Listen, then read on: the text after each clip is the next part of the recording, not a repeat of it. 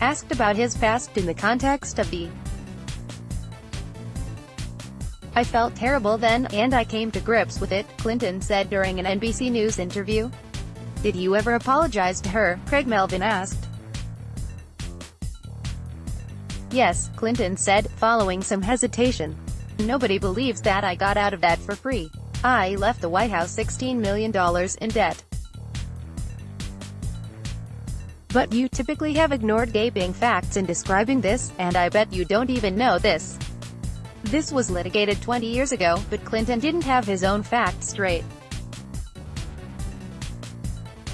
Later in the interview, Clinton admitted he never talked to Lewinsky in the aftermath of the affair. He only apologized publicly, and to a long list of people involved. As for his claim about leaving the White House with $16 million in debt, that's an exaggeration.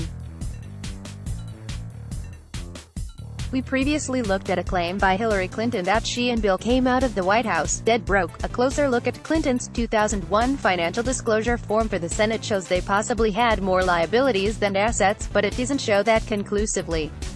Bill Clinton's claim is different, however. He did not clarify whether he was talking about net or gross debt, or how exactly those debts came to be. He did suggest that the legal fees played an important role. So we took another look at Hillary Clinton's 2001 Senate financial disclosure form, which gives us a public look into hers and her husband's finances. Hillary Clinton reported that legal debt for the Clintons and former staff members came to a minimum of $1.75 million and maximum of $6.5 million. Clinton spokesman, Angela Rainey, pointed us to a Washington Post report from 2007 that said the Clintons left the White House with an estimated $12 million in legal debts sprung up during the Whitewater campaign fundraising and Monica Lewinsky investigations. Several news reports echoed a similar estimate of legal costs, but we were unable to track down the source of that amount. The burden of legal costs didn't entirely fall on the Clintons. Established in 1998, the Presidential Legal Expense Trust defrayed personal legal expenses through donations from U.S. citizens. Government employees or registered lobbyists were not allowed. That was the second trust set up to pay off the Clintons' legal expenses. In July 2001, The New Yorker reported the fund raised $8.8 million. Even after expenses that covered much of the $11 or $12 million in legal fees that the Clintons have incurred so far, the report reads.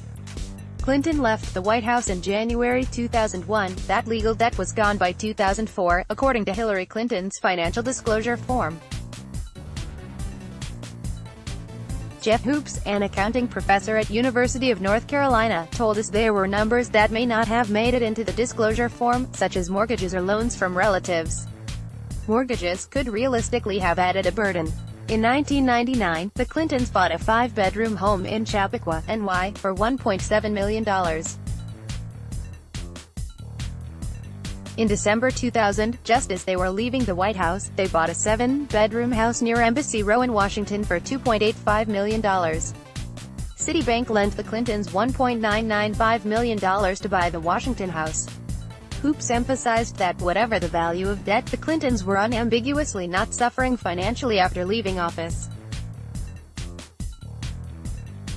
They had a huge amount of earnings potential, and to keep suggesting they were suffering financially is disingenuous, Hoops said.